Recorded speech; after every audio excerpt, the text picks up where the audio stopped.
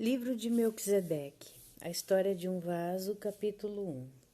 Estava descansando sobre a sombra do carvalho de Mambre, junto à minha tenda, quando vi chegar apressadamente um dos servos de meu sobrinho Ló. Quase sem fôlego, ele passou a relatar-me sobre a tragédia. Houvera no dia anterior uma batalha entre as cidades da planície, envolvendo 4 reis contra 5.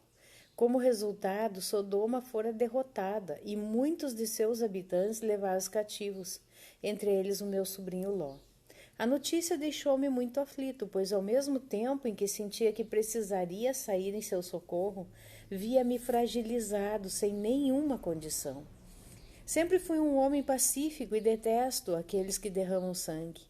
Tenho muitos servos, mas poucos sabem manejar espadas e lanças, pois desde a infância são treinados como pastores. Em lugar de espadas e lanças, eles manejam bordões com os quais conduzem os rebanhos. Em lugar de escudos, eles carregam vasos em suas cinturas, sempre cheios de água fresca, para matarem a sua sede e refrigerarem as ovelhas aflitas. Em lugar de vinho, para se embebedarem, carregam presos em seus cintos pequenas botijas com azeite das oliveiras, com os quais untam as feridas do rebanho. Em lugar de ressonantes trombetas, eles sopram pequenos chifres, com os quais convocam o rebanho para o curral. Imaginando como seria um combate entre os meus servos e os exércitos daqueles 5 reis vitoriosos, comecei a rir. Enquanto gargalhava, a voz daquele que sempre me guia soou aos meus ouvidos, dizendo: Abraão, Abraão, não menospreze os instrumentos dos pastores, pois santificados pelo fogo do sacrifício, haverão de conquistar o grande livramento. O Eterno passou a dar-me ordens, fazendo-me avançar pela fé, sem saber como tal livramento haveria de realizar-se. O primeiro passo foi a convocação de todos os pastores que, deixando seus rebanhos, dirigiram-se ao carvalho de Mamre, trazendo seus instrumentos pastoris. Eram ao todo 600 pastores. Ordenei que esvaziassem os jarros, colocando neles o azeite da botija. Depois de cumprirem esta ordem, pedi que tomassem cada um a lã de uma ovelha, misturando-a com o azeite dos jarros. Depois destas coisas, Iahua mandou-me tomar um grande vaso de barro, enchendo-o até a metade com o azeite das oliveiras. Ao concluir esta tarefa, o Senhor mandou-me fazer um longo pavio de lã, enfiando a metade dentro do azeite e deixando a outra parte presa acima do vaso. Depois destas coisas, Iahua ordenou-me acender o pavio com o fogo do altar. Ao aproximar-me do fogo sagrado que ainda ardia sobre o sacrifício da manhã, uma pequena fagulha saltou para o pavio e pouco a pouco foi-se alimentando do azeite até tornar-se numa labareda que podia ser vista de longe. Capítulo 2. Com o vaso nos ombros, comecei uma caminhada rumo às cidades da planície, sendo acompanhado pelos pastores. Logo começaram a surgir escarnecedores que, ao verem-me com aquele vaso incandescente em pleno dia, e passaram a dizer que eu ficara louco. Ao espalhar esta notícia, muitos vieram ao meu encontro, trazendo conselhos para que eu abandonasse aquele vaso que seria capaz de destruir toda a minha reputação e dignidade diante de todos eles. Quando eu lhes falei sobre os exércitos e sobre a minha missão juntamente com os pastores, eles concluíram que de fato eu ficara louco. Tentaram tirar-me o vaso pela força, mas agarrando-me a ele, impedi que o tirassem de mim. Envergonhados diante de tudo isto, muitos pastores começaram a se afastar. Alguns retornaram para suas tendas, enquanto outros uniram-se àqueles que riam de meu comportamento estranho.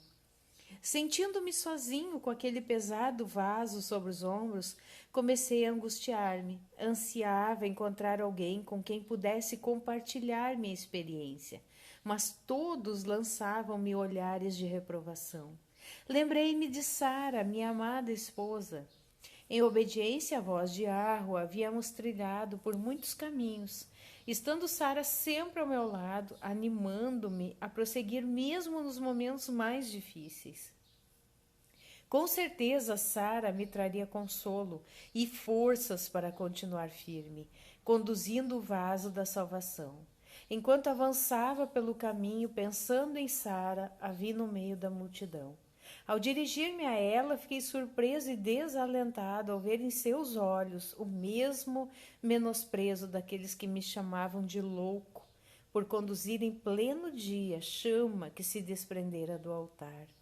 Lembrando-me da ordem de Yahua de que teria de libertar meu sobrinho Ló, fui andando sozinho pelo caminho. Ao colocar-me no lugar daqueles que me achavam louco, eu dava-lhes razão, pois em condições normais nenhuma pessoa coerente sai de casa sem rumo definido, levando em pleno dia um vaso com uma labareda nas costas, afirmando estar marchando contra o exército de 5 reis para libertar um parente. Realmente dá a entender que se trata da manifestação de uma grande loucura. Mesmo assim, a despeito de todas as humilhações e palavras que falavam contra mim, eu avançava rumo ao vale desconhecido. Toda aquela zombaria foi finalmente diminuindo à medida que eu me distanciava do carvalho de Mambre. Começaram a sobrevir ao meu coração muitas dúvidas quanto ao meu futuro. Ficava às vezes aflito com o pensamento de toda a minha experiência.